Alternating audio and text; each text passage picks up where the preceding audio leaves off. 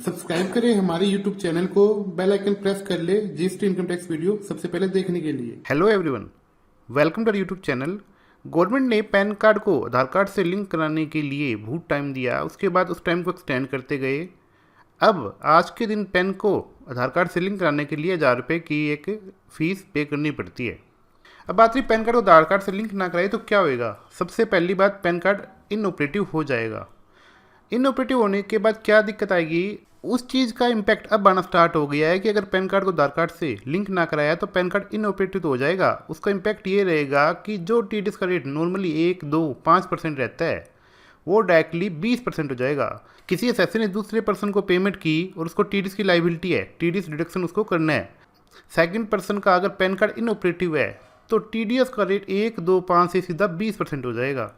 एक practical situation देख लेते हैं। हमने एक टीडीएस की रिटर्न फाइल की और 194C के अंडर 1% टीडीएस बनता था, वो डिडक्ट भी कर लिया और गवर्नमेंट को जमा भी करा लिया।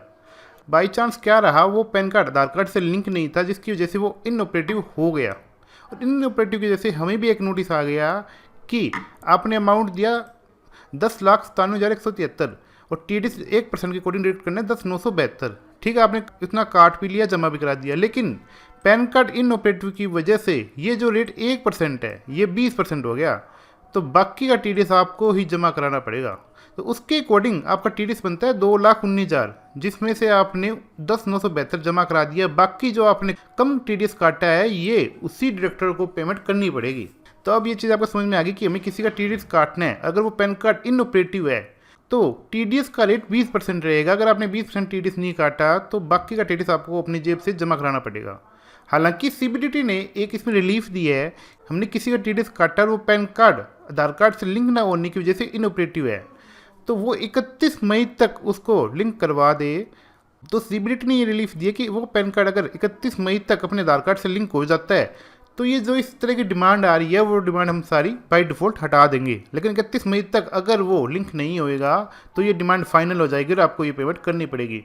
तो आप अपनी टीडीएस रिटर्न में चेक कर लो कि कोई इनऑपरेटिव पेन है या नहीं है। अगर ऐसा कुछ है तो वो पैन कार्ड आधार कार्ड से लिंक करवा दो, अदरवाइज बहुत हैवी पेनल्टी आपको पे करनी पड़ जाएगी। इसी सिचुएशन में हम देख लेते हैं कि टीडीएस का अमाउंट तो है 13,022 और एक्चुअल डिमांड बन जाएगी 2,47,426, तो बहुत मेजर इम्पैक्ट उसमें आ जाएगा। तो सीबीडीटी ने रिलीफ दी है, तो जिनको इस तरह की दिक्कत है वो टाइमली मैनर में इसको सॉर्ट आउट कर ले, अदरवाइज आपको हैवी पेनल्टी पे करनी पड़ेगी। इसी के साथ मैं वीडियो को एंड करूंगा। Thank you.